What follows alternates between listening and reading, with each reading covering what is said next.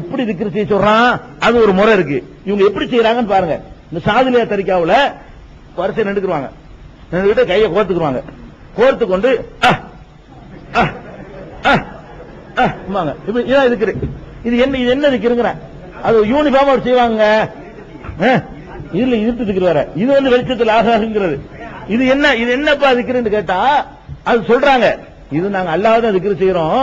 அல்லாஹ் இருக்குல்ல, அல்லாஹ்னா கொஞ்சம் டைம் எடுக்குதான். அல்லாஹ்வுடைய முதல் எழுத்தையும் கடைசி எழுத்தையும் எடுத்து அகுங்கிறாங்களாம்.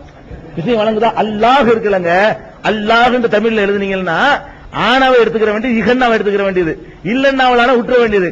அல்லாஹ்வுக்கு வந்து ஒரு ஷார்ட் ஹேண்ட் மாதிரி, ஷார்ட் ஹேண்ட் எழுதுவோம்ல, அந்த மாதிரி வந்து அல்லாஹ்வுக்கு ஷார்ட் ஹேண்ட் தான் ஆகுங்கிறான். அப்ப ரஹீம் தான் ரம்மா, ரஹீம் ஷார்ட் ஹேண்ட் கூட என்ன ஆகும்? ரொம்ப திக்ர் செய்யலாமா? அவ என்ன விளங்குறேன்? அப்துல் காதர் ஒருத்தருக்கு பேர் வச்சு அருன்னு சொல்லலாமா? என்ன அருண் சுகமா இருக்கீங்களா? ஒத்துக்குறாங்க. இஸ்மாயில் தான் இல்லுன்னு கூப்பிடலாமா? வர யோசிச்சு பார்க்கணும். நமக்கு சொன்னா கோவம் வருது இல்லங்க, நம்முடைய பெயர்கள்ல எவனாவது ஒரு அசிங்கப்படுத்தினான்னு சொன்னா நம்ம கோவம் வருது.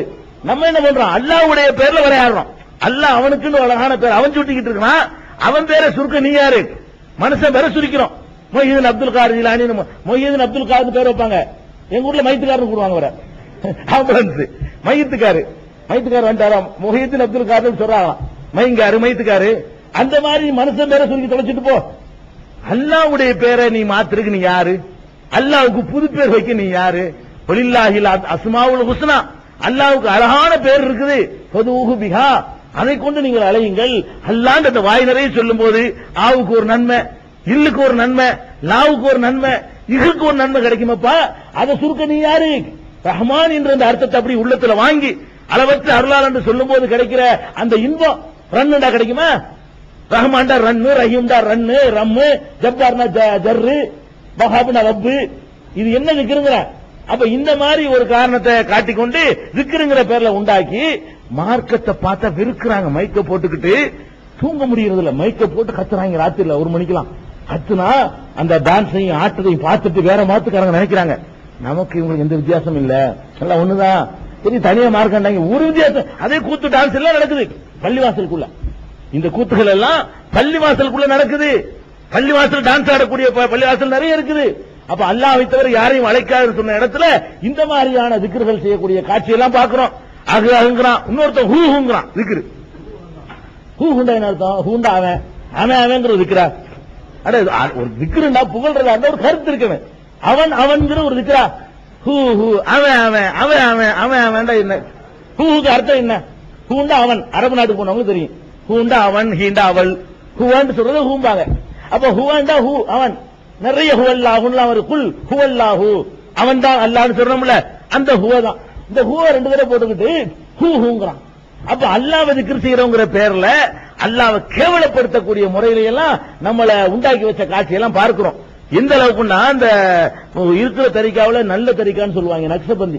இந்த தர்கா தர்காவெல்லாம் அதை இல்ல எதிர்ப்பாங்க அப்படின்னு சொல்லுவாங்க. அந்த தரிக்காவுடைய ஷேகுமார்கள் வரலாறுன்னு ஒரு புத்தகம் இருக்குது. அதுல பார்த்தோம்னு சொன்னா ஒரு ஷேக் என்ன பண்ணாரா, அந்த முரீது வந்து கேட்டாராம், நான் உங்களை மாதிரி ஆகணும். முரீது வந்து கேட்டாராம் ஷேக்கிட்ட, சிஸ்தியா ஷேகுமார்கள் வரலாறுன்னு புத்தகம் இருக்கு, அதை படிச்சு பாத்துக்கிறேங்க. முரீத கேட்டோன்னா நீ தாங்க மாட்டப்பா அப்படின்றாராம் இவரு ஷேக். இல்ல நான் உங்களை மாதிரி ஆய்த்தான் ஆகணும் அப்படின்ற உடனே இவர் எவ்வளவு சொல்லி பார்த்தாலும் கேட்கலையா. சரி தனியா ரூமுக்கு வான்னு சொல்லி அவர் போய் கட்டி பிடிச்சாராம். கட்டி பிடிச்ச உடனே இவராக அவர் ஆயிட்டாராம், யாராவது ஷேகாவே அவர் ஆயிட்டாராம். வெளியே வந்தா இவர் அவரை செத்துட்டாராம். அதனால இவருடைய பவரப்புறம் அப்படி ஏத்தி கட்டி பிடிச்சி இவருடைய பவரப்புறம் அவருக்கு கொடுத்துட்டு இவர் பணமா விழுந்துட்டாராம் ஷேக். கடைசியில் அந்த ஷேகா இவர் வெளியே வந்துட்டாராம். அந்த அளவுக்கு மகான்களுக்கு ஒரு பவர் இருக்குது அப்படின்னு தெரிஞ்சுக்காங்க.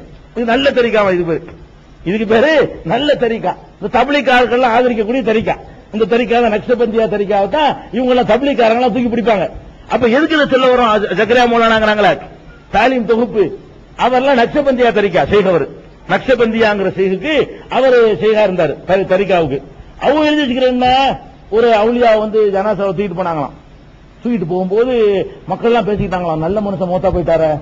அவர் ஒண்ணு ஜனாசா எந்திரிச்சாராம், சந்தாக்குல இருந்து ஒரு சிரிப்பு சிரிச்சாராம், நல்ல மனிதர்கள் சாவதில் படுத்துக்கிட்டாராம். இது என்ன தரிக்கா? இது இப்படி சொல்லக்கூடியவர் என்ன தரிக்காவா இருப்பாரு? சிரிச்சுட்டு நல்ல மனிதர்கள் சாவதில்லைன்னு சொல்லிட்டு மறுபடியும் மண்டையை போட்டாரு. இந்த தப்லீக் தாலீம் தொகுப்புல இதை பார்க்கலாம். எதுக்கு இதெல்லாம் சொல்றோம்னு கேட்டா, தரீகா இதெல்லாம் இஸ்லாத்தில் இல்லாத ஒரு ஃப்ராடு. தரீகத்துன்னு ஒண்ணு கிடையாது, ஹக்கீகத்துன்னு ஒண்ணு கிடையாது. அப்படின்னா இன்னும் விளக்க தெரியும் ஒரு விஷயம். ஞானம்னு சொன்னாங்க, கொஸ்டினுக்கு பதில் இருக்கணும், அதுக்கு பேர் ஞானம். எது கரெக்ட் கண்டுபிடிக்கிறாங்க, கேட்டதுக்கு பதில் சொல்ல முடியுதா, அதுக்கு பேர் ஞானம். பதில் இல்லையா, அதுக்கு பேர் அஞ்ஞானம். இது ஒரு அளவுகளை எங்கேயுமே வைங்க. கேள்வி கேளுங்க, இது என்னன்னு சொல்லுப்பா, என்னெல்லாம் இல்ல, அதான் முடிஞ்சு வச்சுக்கிறது. அறியாம இது மெஞ்ஞானம் கிடையாது. அப்ப இந்த மாதிரி தரீகாக்களுடைய மாயையில நம்ம விழுந்துடக்கூடாது. அதுவும் ஒரு சிறுக்கு, ஒரு மனிதனை அல்லாஹ்வை ஆக்கும். வேற வேற மார்க்கங்கள்ல எல்லாம் சிறுக்கு இப்படித்தான் நுழைஞ்சிச்சு. இந்த பாதிரியார்களை இன்னும் சொல்ல போனா அல்லாஹ் குர்ஆன்ல சொல்றான்ல, இத்தகது அஹ்பாரஹும் ஒரு ருஹ்பானஹும் அர்பாபும் மின் துனில்லாஹ். இவர்கள் தங்களுடைய மத குருமார்களையும் பாதிரிகளையும் கடவுளாக்கி விட்டார்கள் அல்லாஹ் குர்ஆன்ல சொல்றான். யார சொல்றான்?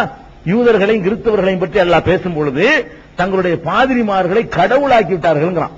யாராச்சும் கடவுளாக்குனாங்களா? பாதிரியார கடவுள்னு சொன்னாங்க. பாதிரியாருக்கு சிலை வச்சா கும்பிட்டாங்க. ஈசாவை கடவுள்னாங்க, சரி. ஈசாவுடைய அம்மாவை கடவுள்னாங்க, அது சரி. அல்லாவையும் கர்த்தரை கடவுள்னாங்க, அது சரி. பாதிரியார் எப்ப கடவுள்னாங்க? கடவுள்னு சொல்லலையே. பாதிரியார கடவுளாவும் அவங்க யாருமே ஏத்துக்கல. கடவுள் இந்த 3 பேர் தான். 3 பேர் கடவுள்னு சொல்ல மாட்டாங்க. கத்தோலிக்கர்கள் தான் 3 கடவுளுமாங்க. புரோட்டஸ்டன்ட்கள் என்ன செய்ய மாட்டாங்க, 3 கடவுள் ஒத்துக்கிற மாட்டாங்க. அப்ப அந்த மாதிரி எல்லாம் அவங்கள வித்தியாசம் இருக்கு. யாருமே பாதிரியார கடவுளாக்கல. யூதர்களும் தங்களுடைய மதகுருமார்களை கடவுளாவும் ஆக்கல. ஆனா அல்லாஹ் என்ன சொல்றான்? தங்கள் பாதிரிமார்களை கடவுளாக்கி விட்டார்கள். அது எதனால அப்படி சொல்றான்? இந்த வேலை தான் செஞ்சாங்க. இந்த பாதிரியார்கள் நம்மளை அப்படி பக்குவப்படுத்தி